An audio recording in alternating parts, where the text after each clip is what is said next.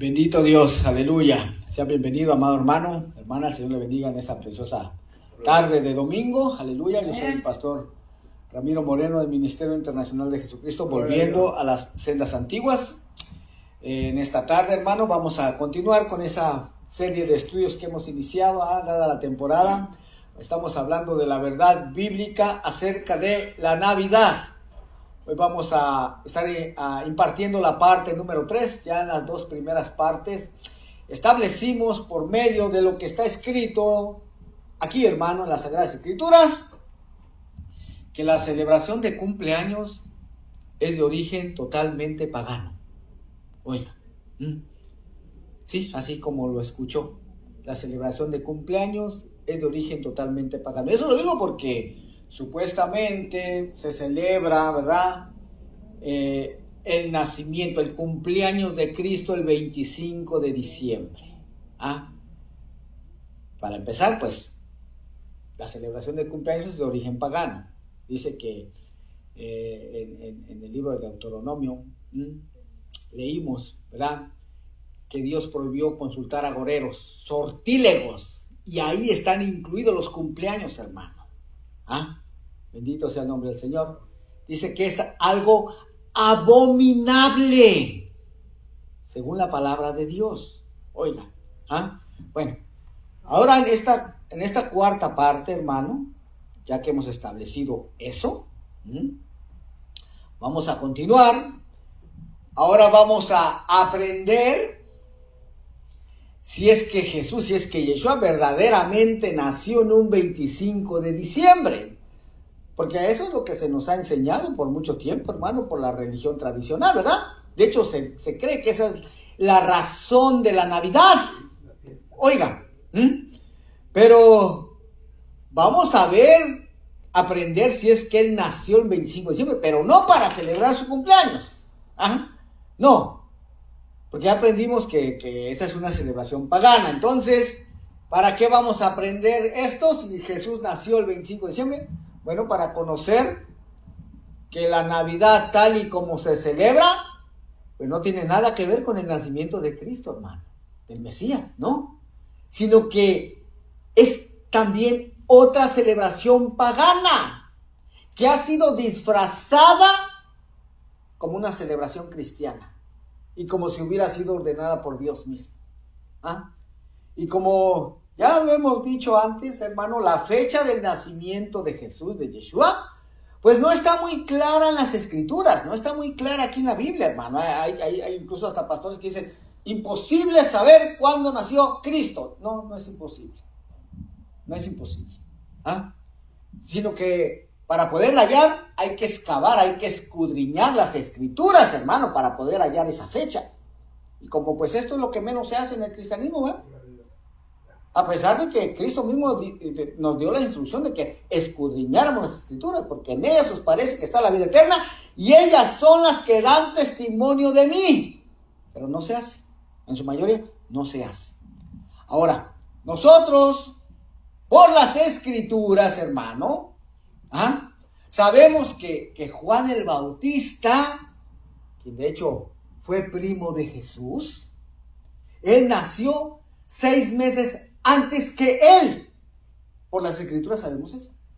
Entonces, pues, vamos a partir de ahí precisamente, del nacimiento de Juan el Bautista, para de esa manera poder encontrar la fecha del nacimiento de Jesús. Porque si conocemos cuándo nació Juan el Bautista, pues solo le agregamos 6 meses y ¿qué? Tenemos el nacimiento de Cristo, ¿verdad? Fácil como eso. Pero para eso tenemos que empezar con el padre de Juan el Bautista, quien fue el sacerdote Zacarías, del cual se relata en el Evangelio de Lucas. Se relata a detalle lo que pasó con Zacarías. Y pues vamos a ir ahí, vamos a ir a Lucas capítulo 1, desde el verso 1 en adelante.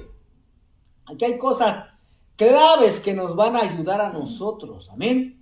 Dice Lucas 1:1, puesto que ya muchos han tratado de poner en orden la historia de las cosas que entre nosotros han sido ciertísimas, tal como nos lo enseñaron los que desde el principio lo vieron con sus ojos, y fueron ministros de la palabra, me ha parecido también a mí, después de haber investigado con diligencia todas las cosas desde su origen, escribírtelas por orden, oh excelentísimo Teófilo, para que conozcas bien la verdad de las cosas en las cuales has sido instruido. Hubo en los días de Herodes, rey de Judea, un sacerdote llamado Zacarías, de la clase de Abías. Esto es importantísimo, hermano, saber a qué clase pertenecía el sacerdote Zacarías. Y dice que pertenecía a la clase de Abías. Dice, su mujer era de las hijas de Aarón y se llamaba Elizabeth. Ambos eran justos delante de Dios y andaban irreprensibles en todos los mandamientos y ordenanzas del Señor. Y no que nadie ha cumplido la ley. Mire, dice aquí que Zacarías y su mujer Elizabeth, dice que ambos eran justos delante de Dios y andaban irreprensibles en todos los mandamientos y ordenanzas del Señor. Esto me dice que esos eran obedientes, hermano, que guardaban la ley. Verso 7 dice, pero no tenían hijo, porque Elizabeth era estéril, y ambos eran ya de edad avanzada. Aconteció que ejerciendo Zacarías el sacerdocio delante de Dios, según el orden de su clase, oigan nada más, dice el verso 9, conforme a la costumbre del sacerdocio, le tocó en suerte ofrecer el incienso, entrando en el santuario del Señor, y toda la multitud del pueblo estaba fuera orando a la hora del incienso. Y se le apareció un ángel del Señor puesto en pie a la derecha del altar del incienso, y se turbó Zacarías al verle, y le sobrecogió temor, pero el ángel le dijo, Zacarías, no temas, porque tu oración ha sido oída, y tu mujer Elizabeth te dará a luz un hijo, y llamará su nombre Juan. Ahora, ¿usted cree que el sacerdote, hermano, le creyó a Dios, al ángel que Dios había enviado? No. Si usted continúa leyendo, no se lo puse aquí, pero usted continúa leyendo, hermano, Lucas 1, se va a dar cuenta de que Zacarías no le creyó al ángel. Tanto así que el ángel le dijo, ¿no crees? Para que veas si se cumple o no la palabra de Dios, vas a quedar mudo desde este momento hasta que nazca tu hijo. Oye, y sí, salió del santuario, hermano, y no pudo hablar. Oiga, hay sacerdotes, hay ministros, hay pastores, hay evangelistas, hay maestros, hay profetas, hay apóstoles que no le creen a Dios. Oiga. Bueno, vamos a resumir aquí. ¿A qué clase pertenecía Zacarías? A la clase de Abías, ¿verdad? Ahora vamos a ver en qué turno le correspondía servir en el templo a esta clase de Abías a la cual pertenecía Zacarías, ¿verdad? Este orden lo estableció el rey David. Y en Primera de Crónicas, capítulo 24, del verso 7 en adelante, ahí nos da el orden de cada clase, el orden que le correspondía servir en el templo. Dice, la primera suerte tocó a Joairib, la segunda a Jedaías, la tercera a Arim, la cuarta a Seorim, la quinta a Malquías, la sexta a Mijamín, la séptima a Acos y la octava a Abías. Ahí está. En el octavo turno le correspondía servir a Abías, a la clase a la cual pertenecía Zacarías, ¿verdad? Eran un total de 24 turnos, porque si usted continúa leyendo ahí en Primera de Crónicas 24, eran 24 turnos. Ahora, a cada clase le correspondía servir 2 veces al año. 2 veces al año. Amén. Entonces, pues, si el año tiene 52 semanas, entonces prácticamente, sí, a cada clase le tenía que corresponder 2 veces al año.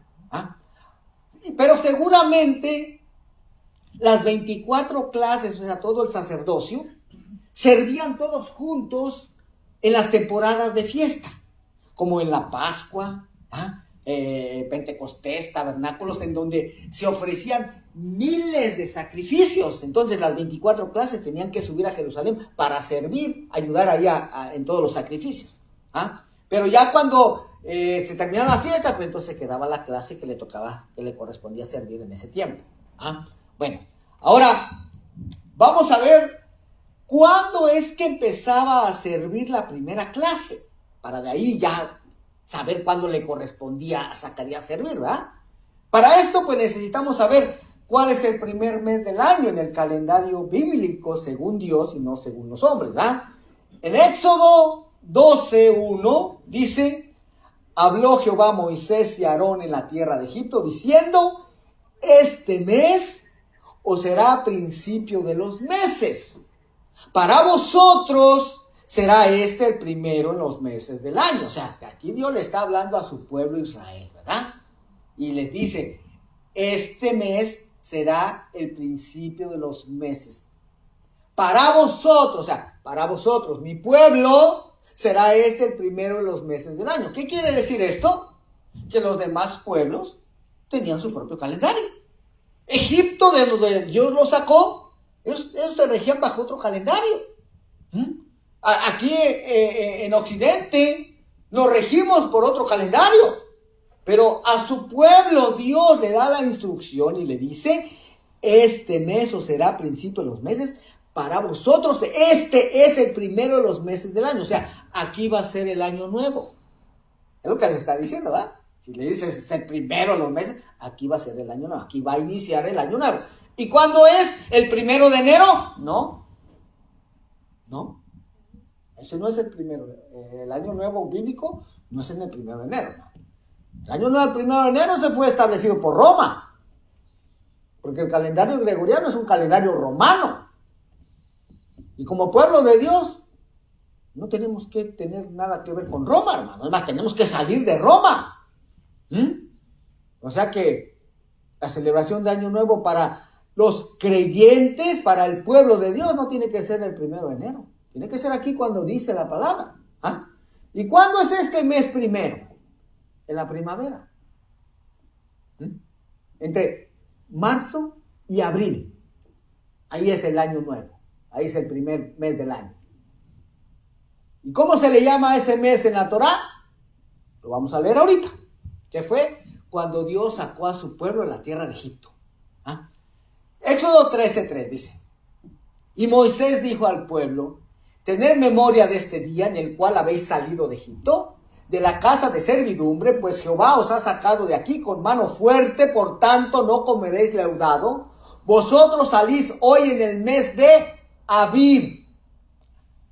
Ese es el nombre del primer mes, así se le llama en la Torá. Ahora, ¿por qué entonces en el calendario judío actual ya no se le llama Abib? ¿Cómo se le llama entonces ahora? Aquí está. Esther 3:7. En el mes primero, que es el mes de Nisán. ¿Por qué existe esta controversia entonces? Porque en la Torah dice Abib, pero aquí en Esther dice Nisán. ¿Sabe por qué? Porque Esther, el libro de Esther fue escrito mientras la casa de Judá estuvo cautiva en Babilonia. Y recordemos que estuvieron 70 años, ¿verdad? Bueno, al estar ahí en cautividad en Babilonia, hermano, cuando se cumplieron los 70 años y regresaron, ¿qué cree? Le cambiaron los nombres a los meses. Se trajeron nombres babilónicos con ellos. Entre ellos, Nisán.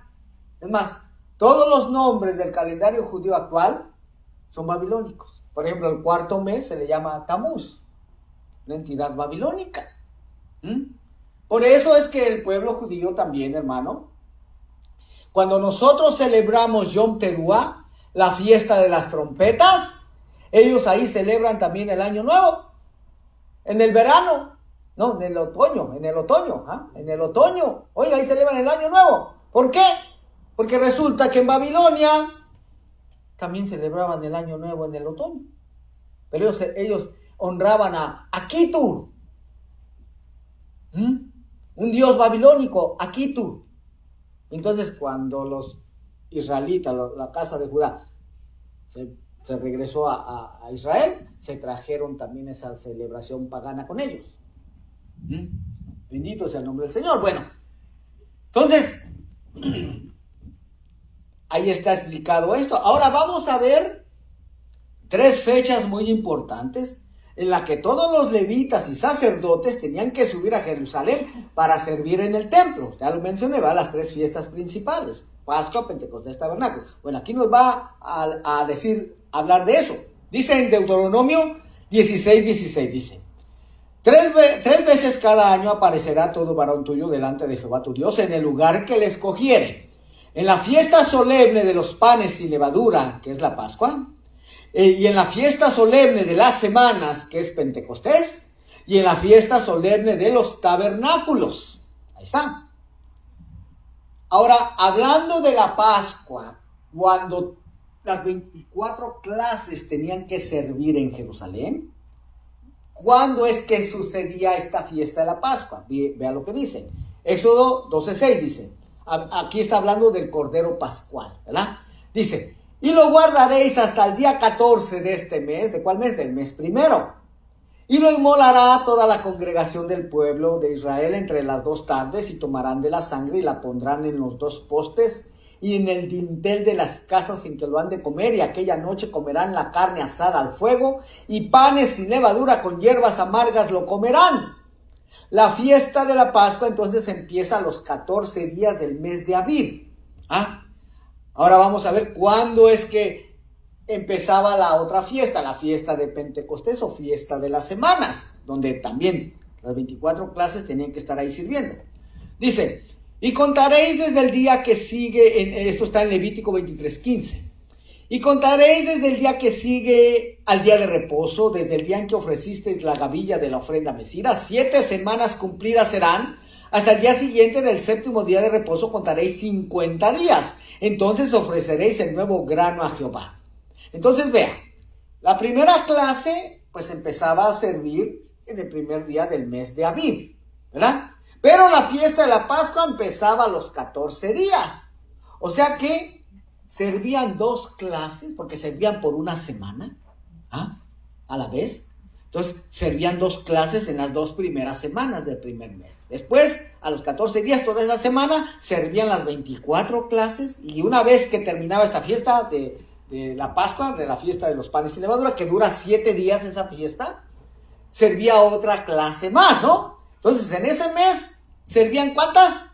3 clases. En el mes primero, ¿verdad? Ok. Bueno, vamos a continuar en Lucas 1:23, a ver qué más pasa con Zacarías, ¿no? Dice Lucas 1:23: y cumplidos los días de su ministerio, se fue a su casa. Después de aquellos días concibió su mujer Elizabeth y se recluyó en casa por 5 meses. Oiga, esto es bien importante también, hermano, tomarlo en cuenta. Una vez que terminó de servir su semana, regresó a casa, estuvo con su mujer y su mujer concibió. Y dice que se recluyó en casa por 5 meses. Ahí está. Ya su mujer quedó embarazada. Ahora vamos a ver qué continúa diciendo Lucas capítulo 1, verso 26. Dice: al 6º mes. ¿Al 6º mes de qué? Si en el verso 24 nos está diciendo que se recluyó 5 meses, entonces ¿a qué se refiere cuando dice al 6º mes? ¿Al 6º mes del año? ¿O al 6º mes de que había regresado o que se había recluido Elizabeth y su esposo? Exactamente. Al 6º mes de que se había recluido Elizabeth y Zacarías. ¿Al 6º mes qué pasa? Bueno, dice: al 6º mes, el ángel Gabriel fue enviado por Dios a una ciudad de Galilea llamada Nazaret, a una virgen desposada con un varón que se llamaba José, de la casa de David, y el nombre de la virgen era María. Y entrando el ángel en donde ella estaba, dijo: salve, muy favorecida, el Señor es contigo. Bendita tú entre las mujeres. Mas ella, cuando le vio, se turbó por sus palabras y pensaba qué salutación sería esta. Entonces el ángel le dijo: María, no temas, porque has hallado gracia delante de Dios.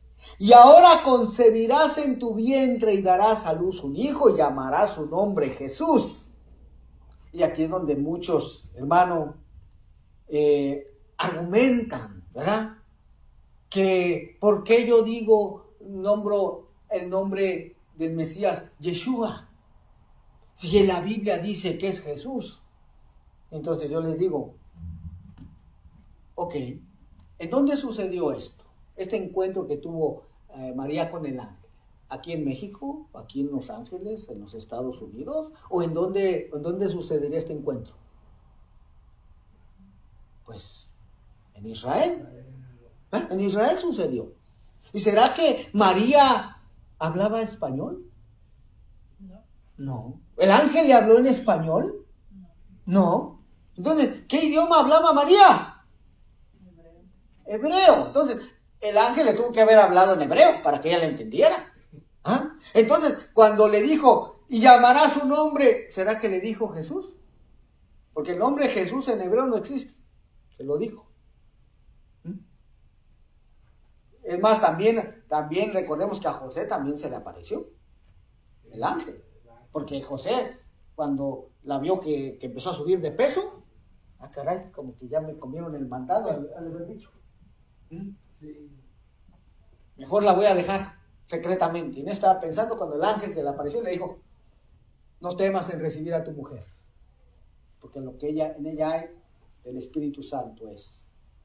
Y le dijo, va a darnos un hijo y le vas a poner por nombre Yeshua, porque él salvará a su pueblo de sus pecados. O sea, él va a salvar, salvación. Y Yeshua significa salvación. Jesús no significa salvación.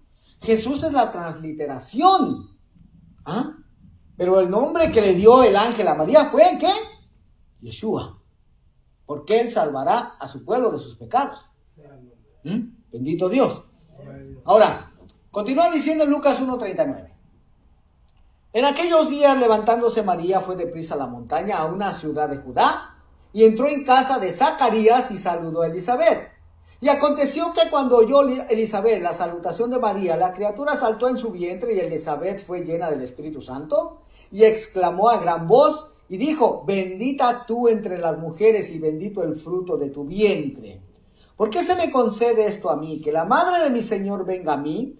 Porque tan pronto como llegó la luz de tu salutación a mis oídos, la criatura saltó de alegría en mi vientre. Y bienaventurada que creyó, porque se cumplirá lo que le fue dicho de parte del Señor. Y ahí nos vamos a saltar hasta el verso 56. Y dice, y se quedó María con ella como 3 meses. Después se volvió a su casa. Oiga, cuando el ángel se le apareció a María, ya Elizabeth llevaba 6 meses de embarazo. Porque dice al 6º mes. Y dice que se quedó 3 meses más. Eso se quedó hasta que nació Juan. ¿Verdad? Prácticamente. Vamos a continuar leyendo en Lucas 1:57. Dice, cuando a Elizabeth se le cumplió el tiempo de su alumbramiento, dio a luz un hijo. Y cuando oyeron los vecinos y los parientes que Dios había engrandecido para con ella su misericordia, se regocijaron con ella. Aconteció que al 8º día vinieron para circuncidar al niño, oiga, tal y como está estipulado en la Torá. Dice, y le llamaban con el nombre de su padre Zacarías, pero respondiendo su madre dijo, no, se llamará Juan. Le dijeron, ¿por qué? No hay nadie en tu parentela que se llame con ese nombre. Entonces preguntaron por señas a su padre, oiga, por señas. ¿Por qué? Porque recordemos que Zacarías no le había creído al ángel del Señor. Y no podía hablar, estaba mudo. Entonces tenía que andar comunicándose con señas. Dice, entonces preguntaron por señas a su padre cómo le quería llamar, y pidiendo una tablilla escribió diciendo, Juan es su nombre. Y todos se maravillaron. Al momento fue abierta su boca y suelta su lengua, y habló bendiciendo a Dios. Ahí está. Ahora vamos a Lucas 2, capítulo 2, verso 1, dice.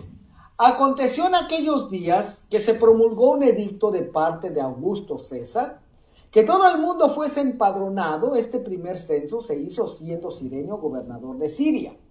E iban todos para ser empadronados, cada uno a su ciudad. Y José subió de Galilea, de la ciudad de Nazaret, a Judea, a la ciudad de David, que se llamaba Belén, por cuanto era de la casa y familia de David. Oiga, José sí era descendiente de David, de David, sí, pero María no. ¿Ah? María era descendiente ¿de quién? De Aarón. O sea, era levita. ¿Ah? Pero vea, aquí esto es bien importante, hermano, porque se nos ha enseñado que José pues no tuvo nada que ver en el embarazo de María. Y entonces, si José era el que era descendiente de David, ¿cómo puede ser Jesús entonces descendiente de David? Porque María no era, porque he escuchado a muchos que dicen que María era descendiente de David también, pero no, María no era descendiente de David, María era descendiente de Leví, de Aarón. Entonces, ¿cómo puede ser Jesús hijo de David si José supuestamente no es su padre biológico? Es otro tema profundo, hermano. Eso ya lo vamos a ver más adelante. Amén. Pero dice, por cuanto era la casa y familia de David, para ser empadronado con María su mujer, desposada con él, la cual estaba encinta, y aconteció que estando ellos ahí, se cumplieron los días de su alumbramiento. Verso 7, Lucas 2:7. Y dio a luz a su hijo primogénito. ¿Qué quiere decir esto, hermano? Y dio a luz a su hijo primogénito. O sea, al mayor de sus hijos, al primero de sus hijos. ¿Verdad? ¿Esto quiere decir que entonces María tuvo más hijos? Porque aquí dice a su hijo primogénito. Si no dijera, y dio a luz a su único hijo. Pero aquí dice, y dio a luz a su hijo primogénito. Al primero de sus hijos, exactamente. ¿Ah? Y de hecho, en Marcos, no recuerdo el capítulo, creo que es 7, ahí hasta nos menciona los nombres de los hermanos de Jesús y hermanas. Oiga, sí, porque María tuvo más hijos. Hermano, si ya era esposa de José, por eso el ángel le dijo a José, no temas en recibir a tu mujer. Oiga, si era su mujer, hermano. Nada más que como se ignora cómo funciona este tema de los matrimonios en el pueblo de Israel. Se piensa que es igual como acá con nosotros. No. En el pueblo de Israel las cosas son diferentes, hermano. Cuando una pareja decide casarse, unirse en matrimonio, van con el sacerdote. El sacerdote les extiende un contrato. Y ya se les considera ser marido y mujer. Solamente que el marido no se la lleva luego a su mujer. No.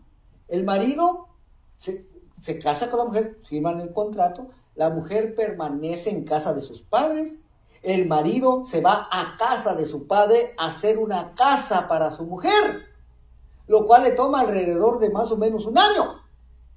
Por eso es que ahí está la historia, hermano, cuando leemos lo que pasa con José, ¿no? Que él se fue.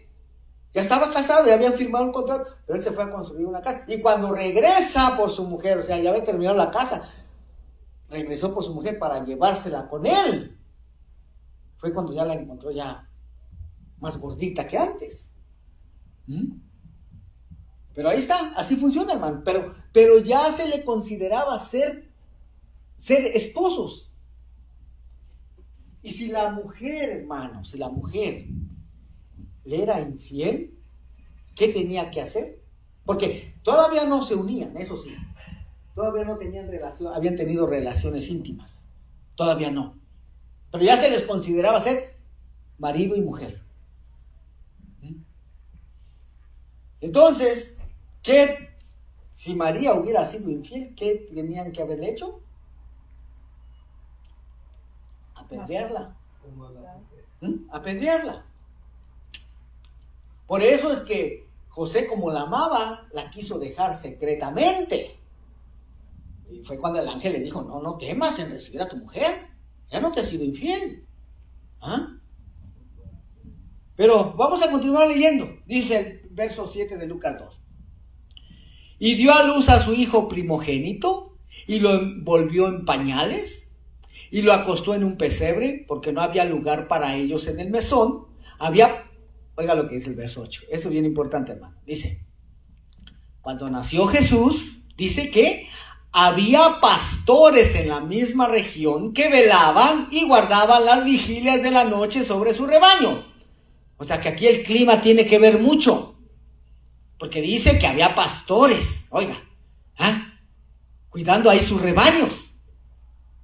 Dice el verso 9. Y aquí se les presentó un ángel del Señor y la gloria del Señor los rodeó de resplandor y tuvieron gran temor. Pero el ángel les dijo, no temáis, porque aquí os doy nuevas de gran gozo que será para todo el pueblo. Que os ha nacido hoy en la ciudad de David un Salvador, que es Cristo el Señor, oiga, que es el Mesías, le está diciendo. Entonces, ya nos vamos acercando, hermano, para ver cuándo es que realmente nació Jesús. A ver si es verdad que nació el 25 de diciembre. Ahora, en el Evangelio de Juan, capítulo 1, en el verso 1, dice, y en el principio era el verbo, y el verbo era con Dios, y el verbo era Dios. Y en el verso 14 dice, y aquel verbo fue hecho carne, y habitó entre nosotros, y vimos su gloria, gloria como del unigénito del Padre, lleno de gracia y de verdad. Pero esta palabra habitó, hermano, porque sabemos que esto es Nuevo Testamento. Originalmente no fue escrito en español, ni tampoco en inglés. Se cree que fue escrito en griego. Entonces, si vamos a la palabra original usada para habitó, si buscamos en un diccionario Strong, dice que es la palabra griega 4637, G4637, que es la palabra skenu, que significa para fijar el tabernáculo, tener un tabernáculo, vivir en un tabernáculo o en una morada. Ahora, vamos a poner toda esta información que te acabo de leer en Lucas 1, Lucas 2, la vamos a poner junta para poder descubrir la fecha o al menos el mes en que verdaderamente nació Jesús y de esa manera saber si lo que hemos sido enseñados en el cristianismo por tanto tiempo, hermano, es verdad o es mentira. Vamos a descubrir si es verdad que Jesús nació un 25 de diciembre. Y para esto, pues vamos a tener que utilizar un calendario. Vamos a utilizar el calendario judío actual. Aunque, como ya dije, es un calendario pagano, con nombres de los meses paganos, pero lo vamos a usar solo como referencia para encontrar la fecha, para encontrar el mes del nacimiento de Jesús, de Yeshua. ¿Ok? Así es que, este es el mes primero. El mes de Nisan, ¿ok? También ya vimos que en la Torah es llamado mes de Aviv, ¿verdad? Que cae entre marzo y abril. Ahí es cuando también en el 14 del mes primero se celebra la fiesta de los panes sin levadura, ¿verdad? La fiesta de la Pascua. Y ya también vimos que durante ese primer mes sirvieron, ¿qué? 3 clases. Bueno, el segundo mes, Ayar o Iyar, este cae entre abril o mayo. Ahí sirvieron otras 4 clases. Después en el tercer mes, en el mes de Sivan, ahí también cae la fiesta de Pentecostés. Entonces, ahí solamente sirvieron 3 clases más, ¿verdad? Porque recordemos que en la fiesta de las semanas o fiesta de Pentecostés servían todas las clases. Entonces, 3 clases más. Y ahí entró la clase de Abías, porque era en el 8º turno, ¿verdad? Ok. Entonces ahí Zacarías debió haber servido prácticamente 2 semanas. La semana que le correspondía a su clase y otra semana en la fiesta de Pentecostés, ¿verdad? Ok. Bueno.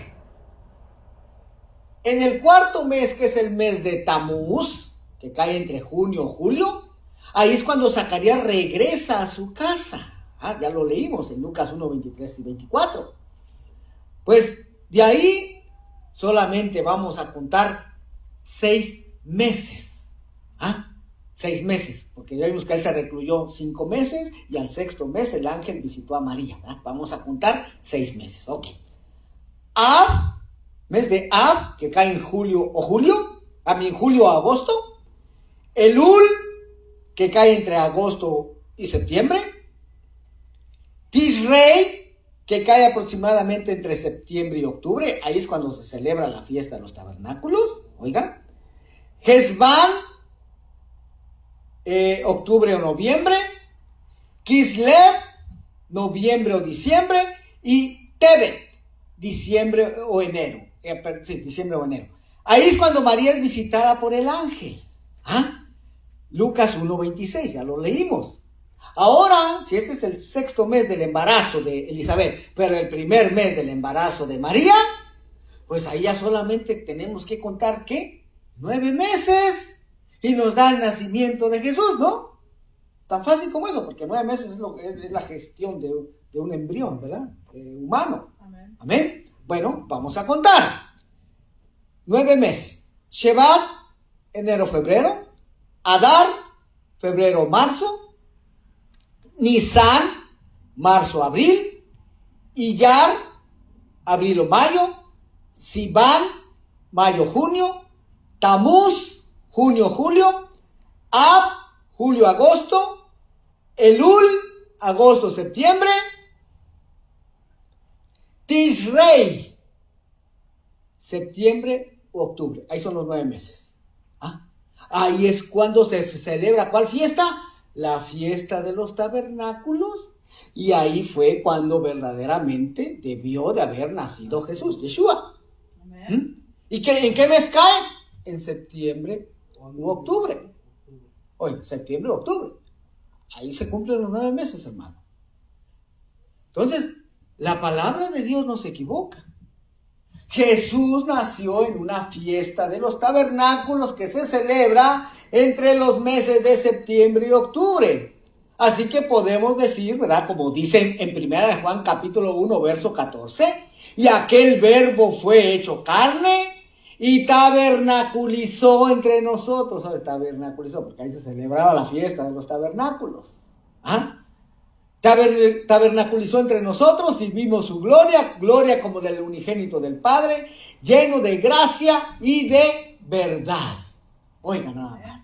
Entonces, es imposible, hermano, que Jesús hubiera nacido en un 25 de diciembre, porque como leímos en Lucas 2:8, dice que había pastores en la misma región que velaban y guardaban las vigilias de la noche sobre su rebaño. Oiga, en Israel, en diciembre, hermano, ya no hay pastores afuera. ¿Sabe por qué? Porque es invierno. Hace frío. No pueden tener las ovejas afuera porque se mueren. Entonces, no pudo haber nacido Jesús el 25 de diciembre. Porque ahí dice claramente, ¿va?, que había pastores velando, que guardaban las vigilias de la noche sobre su rebaño. Bueno, y entonces, hermano, ¿de dónde vino toda esta tradición de que Jesús nació en Navidad? ¿De dónde vino toda esta tradición del árbol de Navidad, de Santa Claus, de los regalos, etcétera, etcétera, etcétera? Porque de hecho, la palabra Navidad quiere decir nacimiento, es decir, que en esa fecha se celebra el nacimiento de alguien. Y la cultura cristiana ya de hace siglos que viene enseñando que el nacimiento del Mesías, Jesús, Yeshua, fue en un 25 de diciembre. Pero ¿por qué se celebra el nacimiento de Jesús en un 25 de diciembre, hermano? Vamos a ver qué es lo que nos dice una enciclopedia acerca del origen pagano de la Navidad. Los orígenes de la Navidad, dice, se ubican en el amanecer de la humanidad. Los días que seguían al solsticio de invierno desde el 21 de diciembre, los cuales han tenido siempre una significación particular en la adoración de los dioses del sol.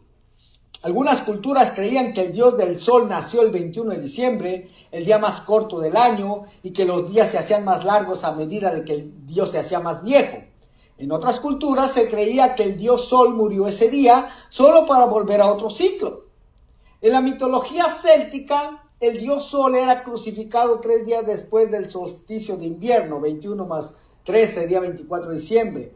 El dios resucitó entre los muertos. Se dice que este era el origen de la cruz céltica que simboliza el dios sol en la cruz.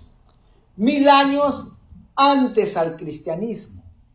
En el contexto del cristianismo, la Navidad fue formada de la edad del Imperio Romano. Los romanos honraban a Saturno, el antiguo dios de la agricultura, cada año que comenzaba el 17 de diciembre, en un festival llamado Saturnalia, se glorificaba más allá de los días en el que Dios Saturno gobernó. Este festival duraba cerca de 7 días e incluía el solsticio de invierno, que por el calendario juliano caía el 25 de diciembre. Por la celebración de Saturnalia, los romanos posponían todos los negocios y guerras, había intercambio de regalos y liberaban temporalmente a sus esclavos. Tales tradiciones se asemejan a las actuales tradiciones de Navidad y se utilizan para establecer un acoplamiento entre los dos días de fiesta. En el Imperio Romano, las celebraciones de Saturno durante la semana del solsticio, que eran el acontecimiento social principal, llegaban a su apogeo el 25 de diciembre.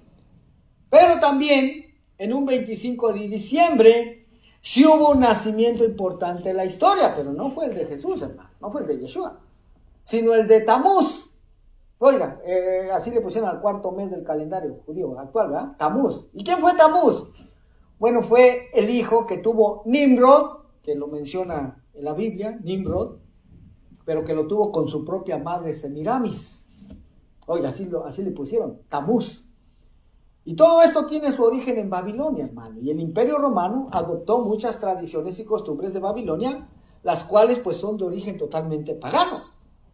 Pero, para hacer más fácil que los romanos se pudiesen convertir al cristianismo sin abandonar sus festividades paganas, el Papa Julio I pidió en el año 350 después de Cristo que el nacimiento de Cristo fuera celebrado en esa misma fecha, o sea, el 25 de diciembre. Entonces, como podemos ver, el origen de esta fiesta llamada Navidad pues es una excusa del papado romano para captar más adeptos al cristianismo, dado que en esa fecha se celebraban días de fiestas paganas al dios Saturno. Entonces el Papa Julio I pidió que fuera celebrado el nacimiento del Mesías en esa misma fecha. Oiga, es decir, el Papa Julio I tomó una fiesta pagana y diabólica y la cristianizó cuando jamás Dios se lo había ordenado. Entonces, vea, pudimos establecer, hermano, en base a las escrituras, en base a lo que está escrito aquí, que Jesús no nació en un 25 de diciembre, cuando se celebra una fiesta totalmente pagana, ¿va? Como el sistema religioso establecido nos ha enseñado por siglos, sino que Jesús, siendo un hebreo, siendo un judío, él nació en una fiesta hebrea, hermano. Nació en una fiesta de los tabernáculos, que en hebreo se le llama Sukkot, celebrada entre los meses de septiembre y octubre en el calendario gregoriano. Y de hecho, el mismo Jesús durante su vida aquí en la tierra, él guardó esta fiesta de los tabernáculos, pero no la guardó para celebrar su cumpleaños, porque él no celebraba fiestas paganas. Él solamente guardaba las fiestas ordenadas por el Padre. Hablando de esta fiesta de los tabernáculos, mire lo que dice en Juan 7:2.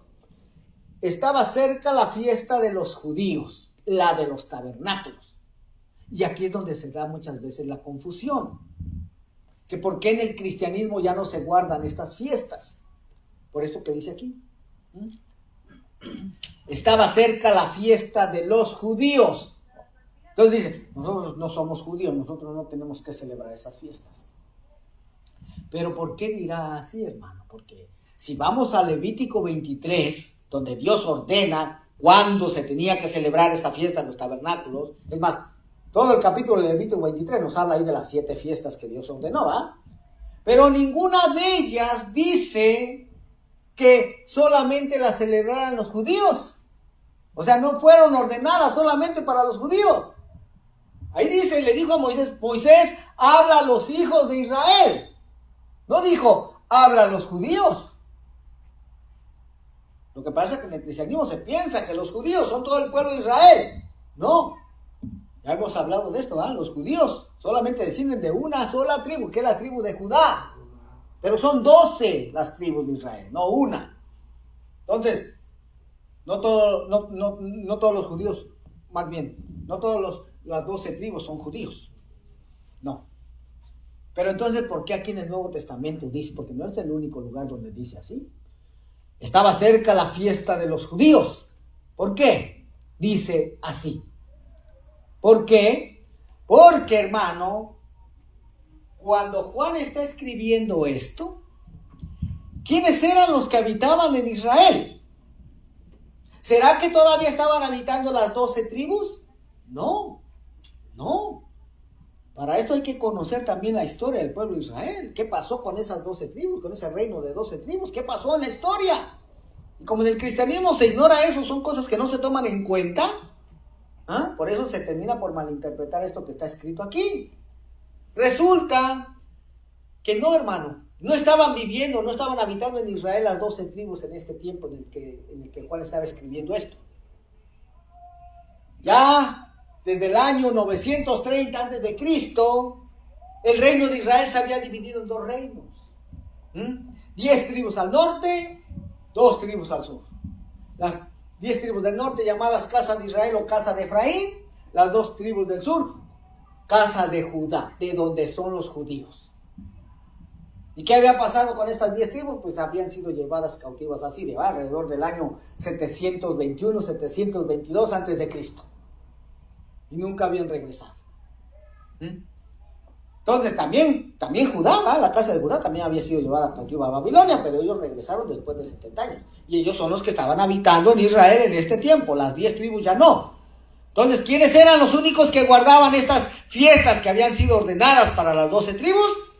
Los judíos, solamente. Por eso dice así. Pero dice el verso 3, y le dijeron sus hermanos, sal de aquí y vete a Judea, para que también tus discípulos vean las obras que haces, porque ninguno que procura darse a conocer hace algo en secreto. Si estas cosas haces, manifiéstate al mundo, porque ni aun sus hermanos creían en él. Ahí está, hermano. ¿Se da cuenta? Ni sus propios hermanos creían en él, ni su madre. Por eso es que hubo una ocasión en que Jesús, hermano, estaba enseñando y había mucho pueblo alrededor de él. Y sus hermanos y su madre quisieron ir por él para traérselo. ¿Por qué? Porque pensaban que estaba loco, hermano. ¿Por qué pensaban que estaba loco? Porque Jesús llegó con otra interpretación de la palabra que regularmente se enseñaba en las sinagogas. Por eso. Ahí está, ni aún ni sus hermanos creían en él. ¿Qué llegaron? Le dijeron, Señor, tu madre y tus hermanos te buscan. Porque se lo querían llevar, hermano, más que no podían pasar por la multitud. ¿Y qué contestó él? Mi madre y mis hermanos son todos aquellos que hacen la voluntad de mi Padre. O sea que su madre y sus hermanos no hacían la voluntad del Padre. ¿Por qué? Porque ellos estaban interpretando la palabra de Dios de una manera diferente. Pero dice, verso 6, entonces Jesús les dijo, mi tiempo aún no ha llegado, mas vuestro tiempo siempre está presto. No puede el mundo aborreceros a vosotros, mas a mí me aborrece, porque yo testifico de él que sus obras son malas. Subid vosotros a la fiesta, yo no subo todavía a esa fiesta, porque mi tiempo aún no se ha cumplido. Y habiéndoles dicho esto, se quedó en Galilea. Pero después que sus hermanos habían subido, entonces él también subió a la fiesta, no abiertamente, sino como en secreto. Y le buscaban los judíos en la fiesta y decían, ¿dónde está aquel? Y había gran murmullo acerca de él entre la multitud, pues unos decían, es bueno, pero otros decían, no, sino que engaña al pueblo. Pero ninguno hablaba abiertamente de él por miedo a los judíos. ¿Y acaso Jesús estaba engañando al pueblo? No, hermano.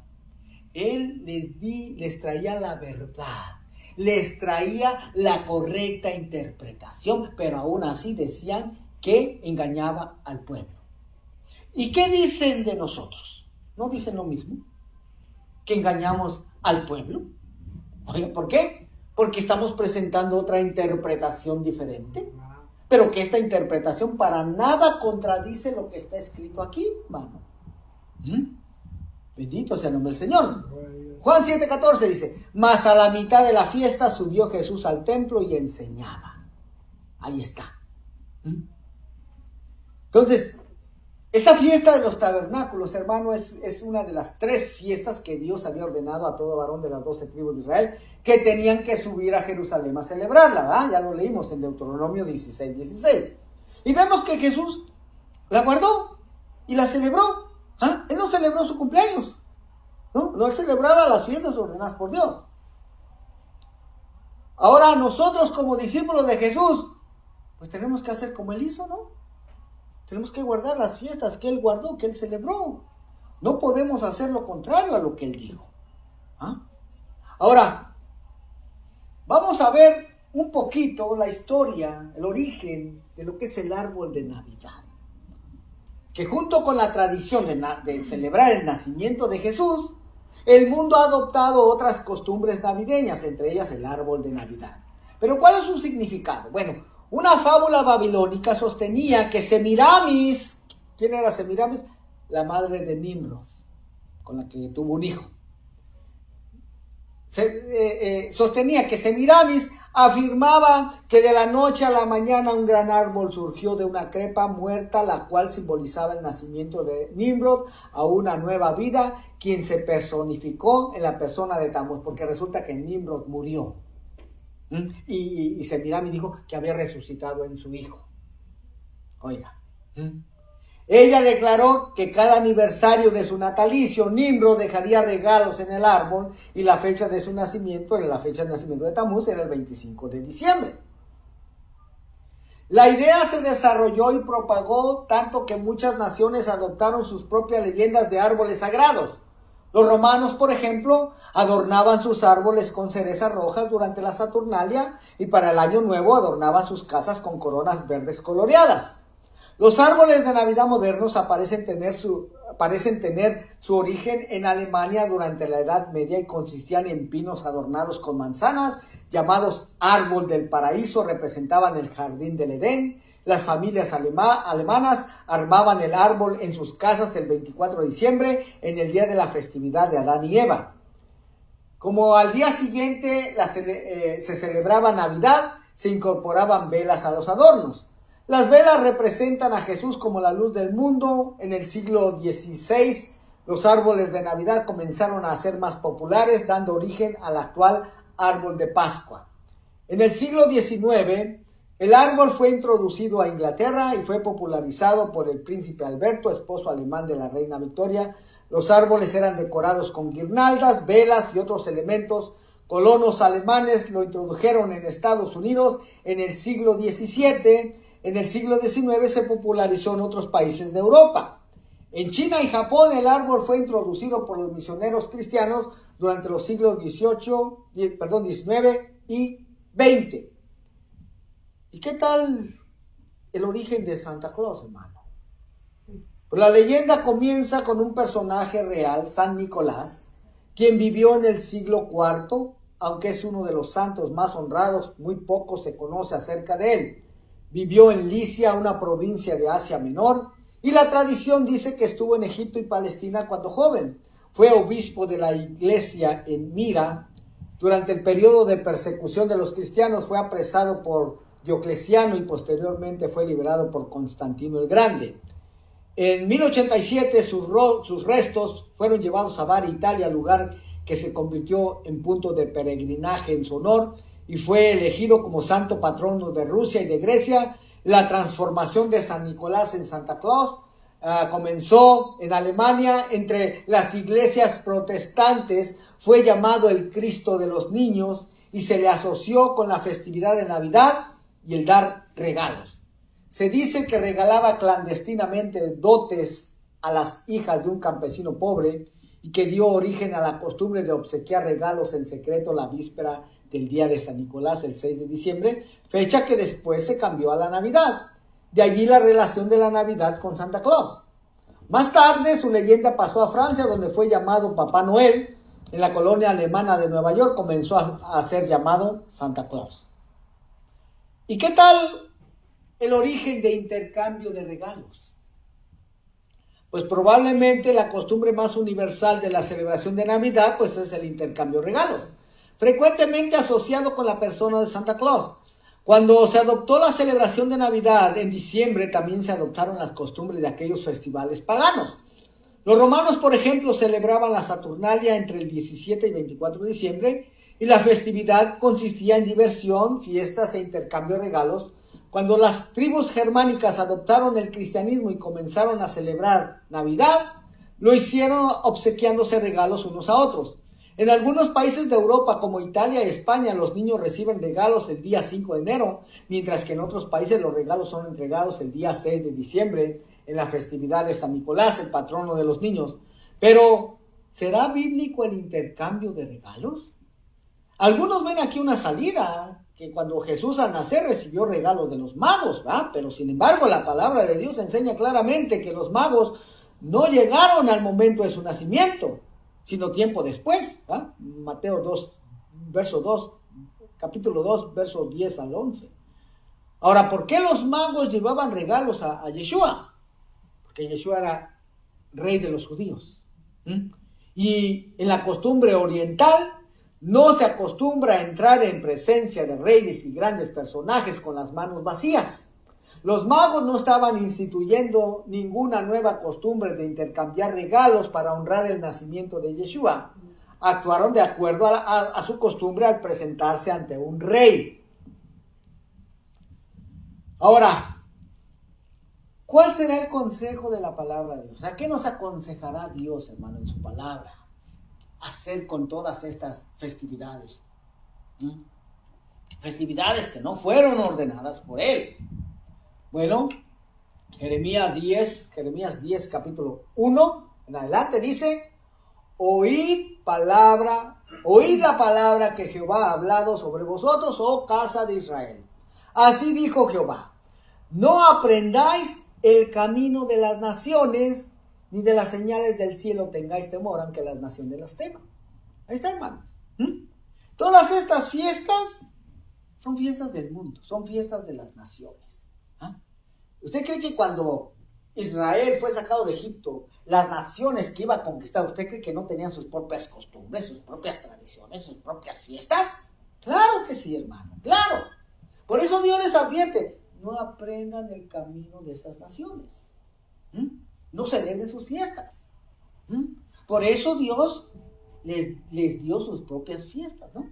Tienen ganas de hacer party. Ok, yo les voy a dar mis propias fiestas. No tienen que involucrarse en las fiestas del mundo. Ahí está. Y vea lo que dice aquí. Verso 3. Porque las costumbres de los pueblos son vanidad, porque el leño del bosque cortaron, obra de manos de artífice con buril, con plata y oro lo adornan, con clavos y martillo lo afirman para que no se mueva.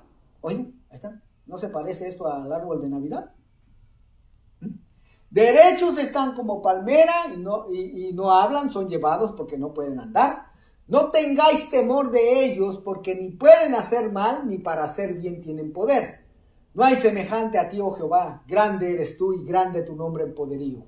¿Quién no te temerá, oh Rey de las naciones? Porque a ti es debido el temor, porque entre todos los sabios de las naciones y en todos sus reinos no hay semejante a ti.